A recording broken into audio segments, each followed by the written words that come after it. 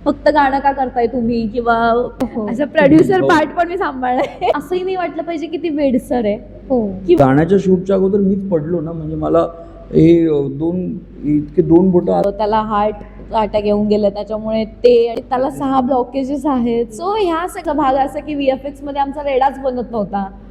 इतका 200-300 लोकांचा क्राऊड होता. ह्या लोकांना आपण कुठे ठेवायचं बरं. घाटाई मंदिर म्हणजे जेवायचे वांदे. बरं, हा एंडला मी सीन देते आणि हा पैसे देतोय लोकांचे. सो जेवण विशेषच वाढतोय. म्हणजे हे माझ्याकडे काहीच पैसे आता राहिले नाहीये. म्हणजे I want to thank Viju Mane for this. खरंच लागली भुईत लाव विराया, आली लखाबाई चांग भला, लखाबाई चांग भला. नमस्कार, मी दीपिका तुमचं स्वागत करते मराठी चस्कावर. आली लखाबाई हे नवीन गाणं आपल्या भेटीला आलंय आणि त्याच निमित्ताने लखाबाईची टीम माझ्या सोबत आहे. अमृता धोंगडे, थँक्यू. हितेश मोडक आणि सौरभ साळुंखे आमच्या सोबत आहेत. कसे आहात तुम्ही? आम्ही खूप मस्त, कमाल. मस्त एकदम. एनर्जी इतकी या गाण्यात आहे. सगळ्या गोष्टी अगदी थिएटरमधल्या स्क्रीनवरती इतक्या सुंदर दिसाव्यात अशा तुम्ही त्या रोमांचक रीतीने मांडल्या आहेत. हो. कसा होता हा सगळा एकंदरीत अनुभव, प्रवास? खूपच मस्त होतं. म्हणजे जेव्हा सुरू केलेलं, मी असं नाही म्हणणार की मी असं इमॅजिन केलं नव्हतं की असं दिसेल, असं वाटलं नव्हतं. नाही, मी असंच इमॅजिन केलेलं की ते असंच दिसावं. त्याच लेवलला आम्ही सगळं प्लॅन करत होतो.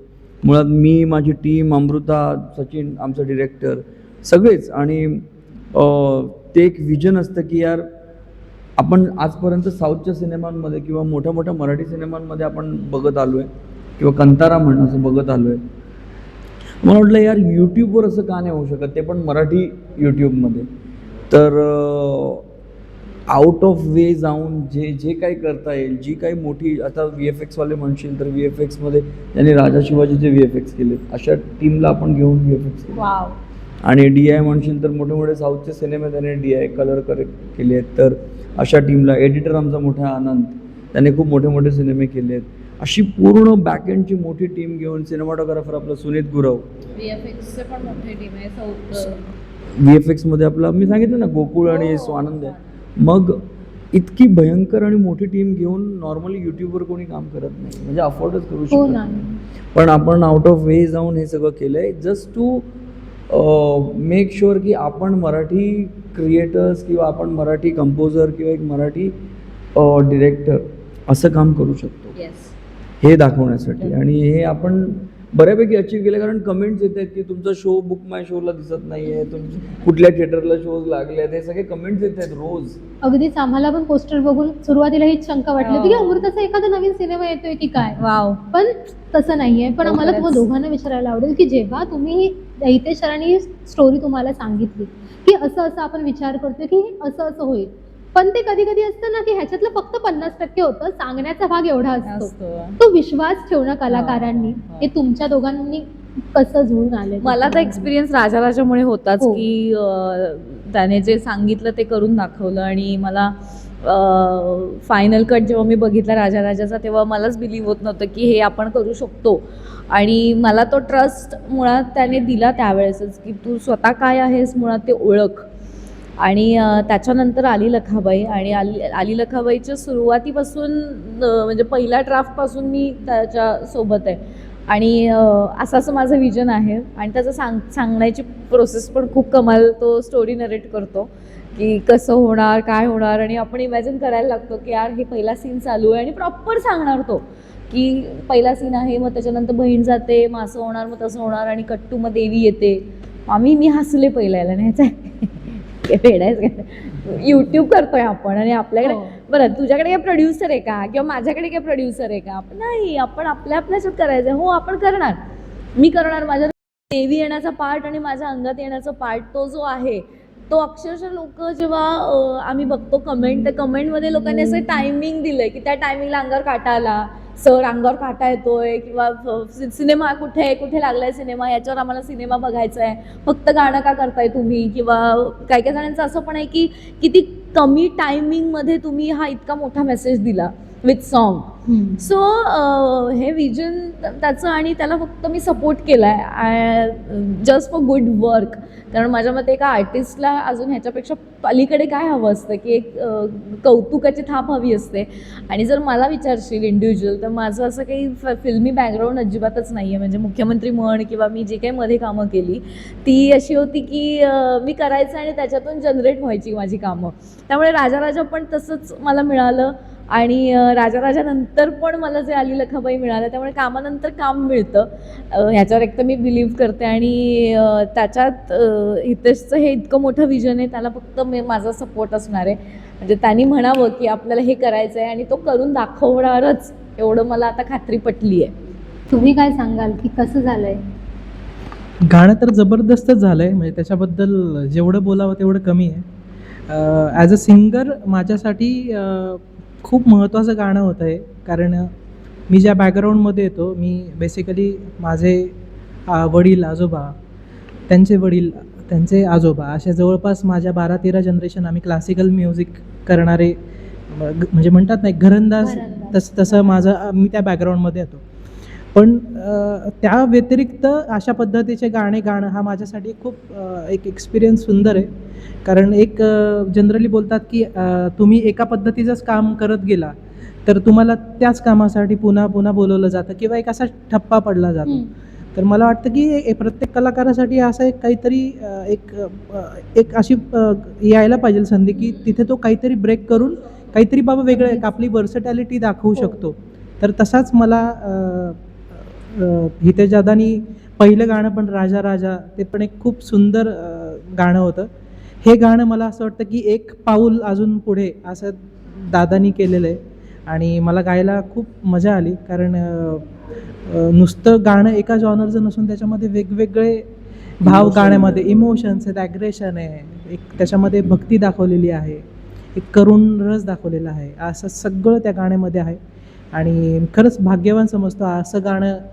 म्हणजे प्रत्येक कलाकाराला असं एक इच्छा असते की अशा पद्धतीचं काम त्याच्या पदरात यावं. तसं मी असं सांगू शकतो की दादा खूप खूप धन्यवाद, अशा पद्धतीचं गाणं तू मला दिलंस.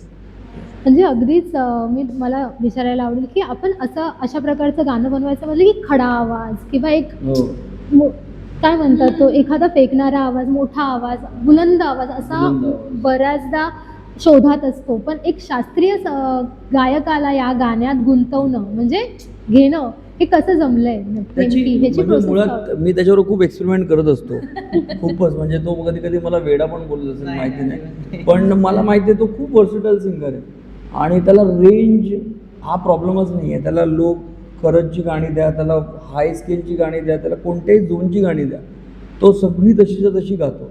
मग मला खूप आवडतं त्याच्यावर एक्सपेरिमेंट करायला आणि खूपच टॅलेंटेड मुलगा आहे, खूपच टॅलेंटेड. येस, नक्कीच. किती ताकद लावली आहेस या गाण्यातल्या नृत्याला अगदीच. आणि कसं झालंय ते ताकदीचं गाणं, इतकं शूट. मुळात मी खूप एनर्जेटिक आहे, माझ्यात भयंकर एनर्जी आहे. म्हणजे तू मला समजा एखादं असं कॅरेक्टर दिलंस की खूप शांत आणि असं आहे, तर ते मी तेवढ्यापुरतंच करेन आणि मग परत मी माझा दंगा सुरू करेन.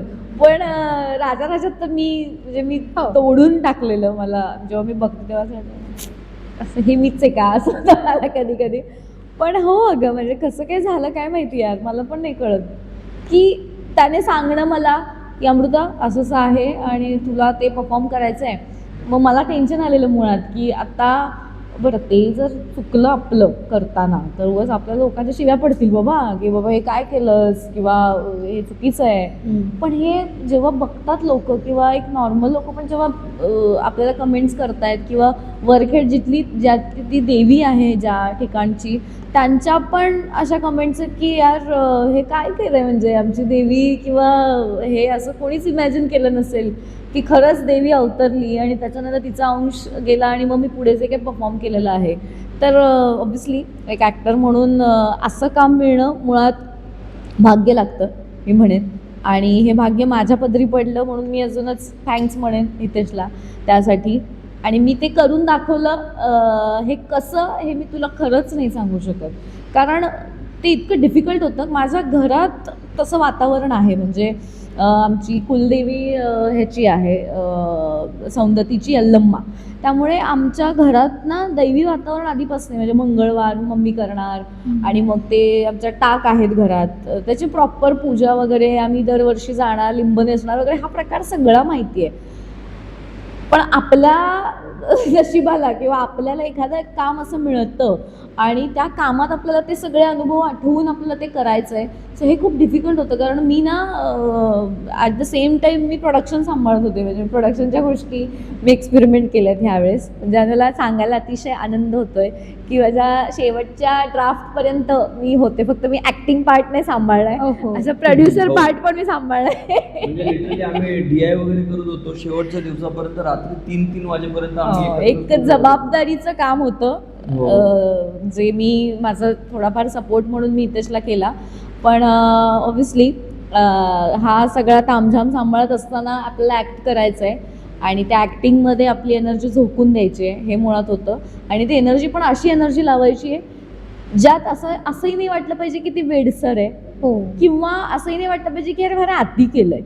हे बॅलन्स करायचं आहे आणि ते मुळात दैवी परफॉर्मन्स वाईज वाटलं पाहिजे. आणि कुठेच वेल कोरिओग्राफ्ड असतात ना की हे स्टेप्स असे प्रॉपर असे स्टेप्स आले पाहिजे, नाही, म्हणजे अंग सोडून दे आणि तुला जे आतून फील होते, जे मी करते ॲज अ ॲक्टर म्हणून सुद्धा, की मला आतून जर फील होते एखादी गोष्ट तर मी ती फील घेऊनच करणार. सो ते झालं माझ्याकडून आणि देवी लखाबाईने माझ्यावर ठेवलेला आशीर्वाद करायला. आता तू म्हणालीस की तुझ्या घरी टाक आहे, हो, हो. देवीची सगळी हो, हो. आराधना केली जाते. खरंच स्पिरिच्युअल किती आहात आणि किती असा अनुभव आलाय खरंच देवीकडून? हे बघ, माझं वैयक्तिक म्हणशील तर तशी स्पिरिच्युअल किंवा मी दर मंगळवारी मंदिरात जाईन का, किंवा मी दर गुरुवारी ह्याला जाईन का, किंवा महादेवाला जाईन, मी असं काहीही करत नाही. कारण मला असं वाटतं की मी एखादी सवय जर लावली ना तर मला ती सवय मोडल्याचा जास्त त्रास होतो. की मी आज मंगळवार करायचं होतं पण यार नेक्स्ट मंगळवार मला पाळताच नाही आलं, ह्याचं गिल्ट मला जास्त येतं. त्यापेक्षा मी असं विचार करेन की ठीक आहे, आपण नाही केलं तरी काही हरकत नाही, पण माझी श्रद्धा ही माझ्या कामातून आहे. मला जर कामं छान मिळत राहिली आणि मी श्रद्धेनी आणि माझ्या मनापासून मी एखादं काम करायला लागले ना तर माझ्या मते कामच माझी पूजा आहे. त्यामुळे भले मी फार देवदेव नसले करत नसले, जसं आपल्या गाण्याचा पण मेसेज आहे की यार कर्म करा, आणि माझं मी कर्म ते 11 दिवस माझं करत गेले आणि शेवटी देवी मला पावली, तेच आहे. आणि तोच खरा मंत्र आहे आयुष्याचा, मला असं वाटतं. मला असं वाटतं ना कुठेतरी की हा कोणाला तरी करारा जबाब दिलाय, तुम्ही फक्त यूट्यूब व्हिडिओ हा इतका ग्रँड बनवून. खरं आहे का असं काही? नाही, कोणाला करारा नाही दिला बाबा. असं म्हणजे मला असं पाहिजे होतं की माझी गाणी जरा मला अशी कशी दिसतात हे बघायचं होतं मला, आणि मुळात आपण करू शकतो का, किंवा एक वेगळं वर्ल्ड क्रिएट करायचं आहे. म्हणजे तुम्ही म्हणाल ना की एक मॅडॉकने कसं एक आपलं युनिवर्स क्रिएट केलं आहे, तसं मला हितेश मोडक ओरिजिनल्स हे एक युनिवर्स क्रिएट करायचं की या प्लॅटफॉर्मवर चांगलंच काम होणार आणि या प्लॅटफॉर्मवर सगळे चांगली आर्टिस्ट येतील आणि इथे काहीतरी क्रेझी करतील. नॉट ओन्ली व्हायरल होणं हे मोठं नाही आहे, चांगलं काम करणं मोठं. तर मला वाटतं आपल्या चॅनलचं जेव्हा पण नाव येईल या प्लॅटफॉर्मचं तेव्हा असंच येईल की ते काहीतरी भयानकच करतात, भन्नाट करतात, असं हाच थॉट आहे. पण ह्याच्या मागे काही ना काही किस्सा घडला असेल किंवा काही ना काही गोष्ट घडली असेल सेटवरती, काही झालंय का? अरे सेटवर तर खूप काही, म्हणजे गाण्याच्या शूटच्या अगोदर मीच पडलो ना, म्हणजे मला हे इतके 2 बोटं आत जातील एवढं लागलेलं. सांगते, कारण मला आठवतंय 2 दिवसावर आमचं गाण्याचं शूट आहे आणि त्याच्या आदल्या दिवशी तामझाम सगळा चालू आहे की कोणाचं काय कॉस्ट्युम कोण बघतंय, कोणाचं काय मी टीम गोळा करते. या दरम्यान हितेश खूप जोरात पडला खाली, आणि तो या लेवलचा पडला की म्हणजे मला जेव्हा मी बघितलं तेव्हा मला समजत नव्हतं की नेमकं त्याला कुठे लागलं, म्हणजे डोक्याला लागले, नाकाला लागले, तोंडातून रक्त आलं, नेमकं झालंय काय. सो या लेवलचा मोठा ॲक्सिडेंट आणि घरातच झालेला. म्हणजे परवा शूट आहे आपलं, 2 दिवसावर असं शूट आहे, डेट सांगितली, आपण बुक केलं आहे स्टुडिओ सगळा, आजचं देवीचं शूट होतं आणि त्याच्या 2 दिवसांनी लगेच आपलं गाण्याचं शूट होतं. म्हणजे गाण्याची प्रोसेसच 4-5 दिवस गाणं शूटच चालू होतं. ह्या दरम्यान हा ॲक्सिडेंट होणं आणि त्याच्यात आमचा नेक्स्ट डे तो पूर्ण हॉस्पिटलमध्ये गेला होता की हे काय करायचं, मग टाके बसवायचे, कारण 2 बोटं आत इतकं खोच मोठी पडलेली त्याला, आणि तो BTS आता आपले येतील ना, तर त्यात अख्ख्या थ्रूआउट तो बँडेज असं घेऊन पूर्ण त्याचं स्वेलिंग होतं अख्ख्या शूटमध्ये. सो ते जरी असलं तरी तो थांबलाच नव्हता.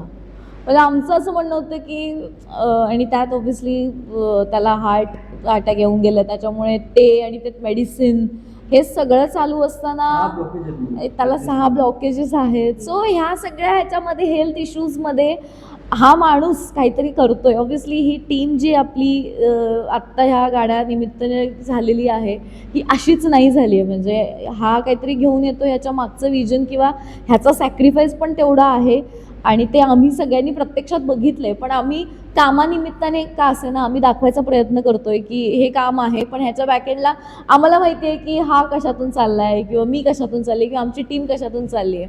सो गाणं बघा आणि त्याच्यावरती प्रेम करा, एवढंच आमच्यासाठी तीच पावती आहे. सो खूप किस्से आहेत त्याच्यात. मग तू म्हणशील तर देवीच्या शूटच्या वेळेसचे गमती आहेत, कारण आमची देवीच्या मेकअपसाठी जी मेकअप आर्टिस्ट आम्हाला मिळत नव्हतं, कारण ह्याचं विजन होतं की देवी दिसताना एक तर ती दैवी दिसली पाहिजे. आणि नॉयरिका म्हणून आपली हिंदीची आर्टिस्ट आहे, अमेझिंग आर्टिस्ट आहे ती, जी देवीचं केलेलं आहे.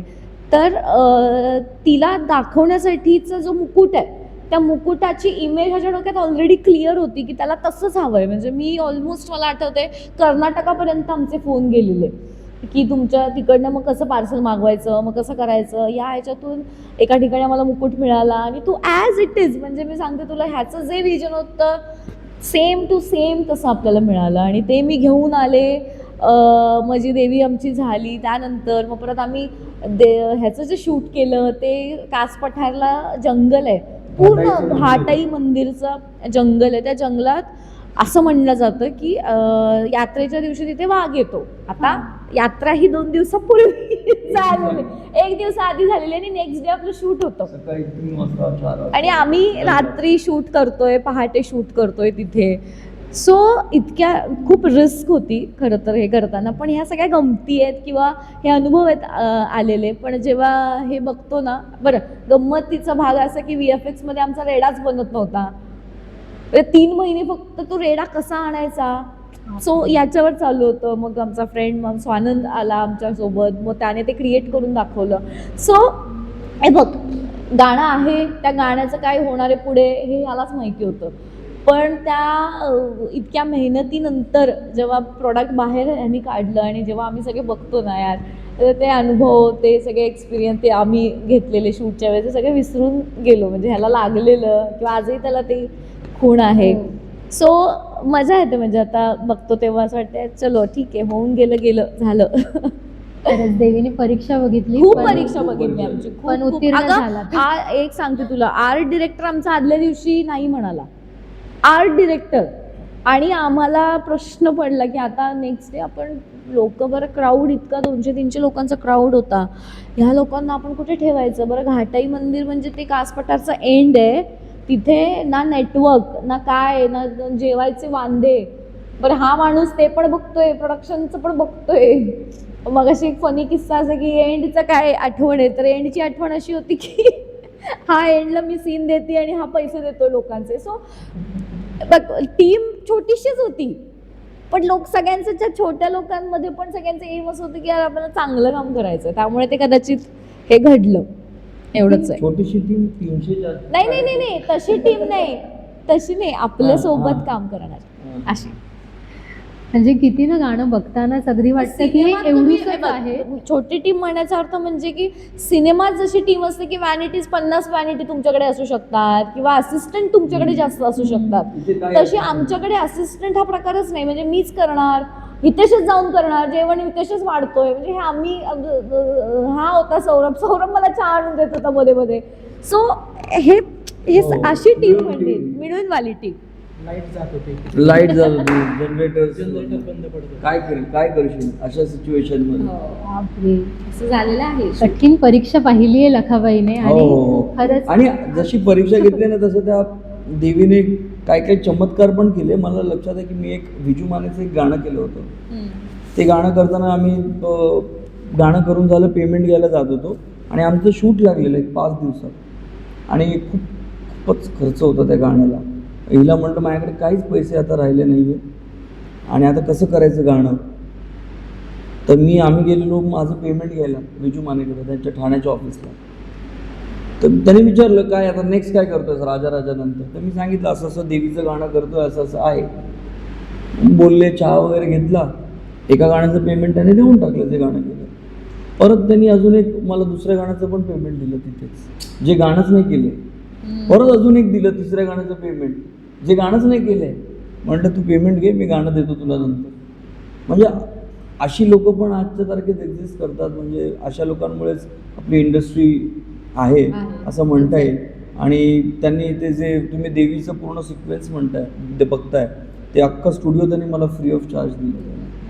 म्हणजे I want to thank Viju Mane for this. खरंच थँक्यू. मराठी इंडस्ट्रीचे हो, हो. खरं तर खूप जोडून चालतात, खूप सपोर्ट करतात, सगळे शेअर करतात. ज्यांना पण सांगू गाणं शेअर करा ते लोक शेअर करतात, प्रेमाने करतात. किती छान किती छान. पण खरंच अजून भरघोस प्रतिसाद या गाण्याला मिळत आणि असेच अनेक वेगवेगळे खूप सुंदर आणि व्हिज्युअली इतके सुंदर दिसणारे प्रोजेक्ट नक्कीच घेऊन या प्रेक्षकांसाठी. नक्कीच. आणि Thank you. प्रेक्षकांनीही तितकंच प्रेम करावं यांच्या गाण्यावरती. Yes yes. Thank you so much. Thank फक्त you. जाता जाता तुम्ही आहात त्यामुळे तुमच्या आवाजात झालंच पाहिजे गाणं. तुझ्या आवाजातच सांगताना आपलं गाणं. हो, तू एक अपील कर. तू एक अपील कर. सगळ्यात पहिल्यांदा मी तुमचे आभार मानतो की तुम्ही आम्हाला तुमच्या प्लॅटफॉर्मवरती गाणं प्रमोट करायला बोलवलं. मी सगळ्यांनाहीच विनंती करतो की आम्ही खूप मेहनतीने आणि खूप मनापासून गाणं बनवलं आहे. तर आपण सगळ्यांनी हे गाणं यूट्यूबला जाऊन हितेश मोडक ऑफिशियल या यूट्यूब चॅनलवरती जाऊन चॅनलला सबस्क्राईब करून गाणं जास्तीत जास्त बघा, तुमच्या फॅमिली मेंबर्सपर्यंत शेअर करा आणि खूप खूप भरभरून प्रेम द्या आम्हाला. येस.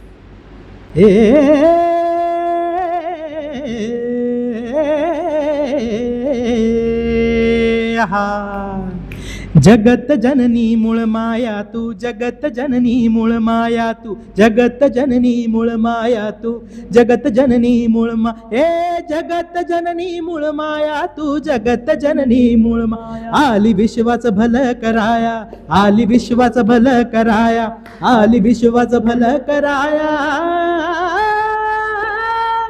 घर घर फिरवित कोरडा लागली भुईत लाभ फिराया, घर घर फिरवित कोरडा लागली भुईत लाभ फिराया. आली लखाबाई लखाबाई चांग भला, लखाबाई लखाबाई चांग भला, लखाबाई लखाबाई चांग भला, लखाबाई लखाबाई चांग भला. धन्यवाद.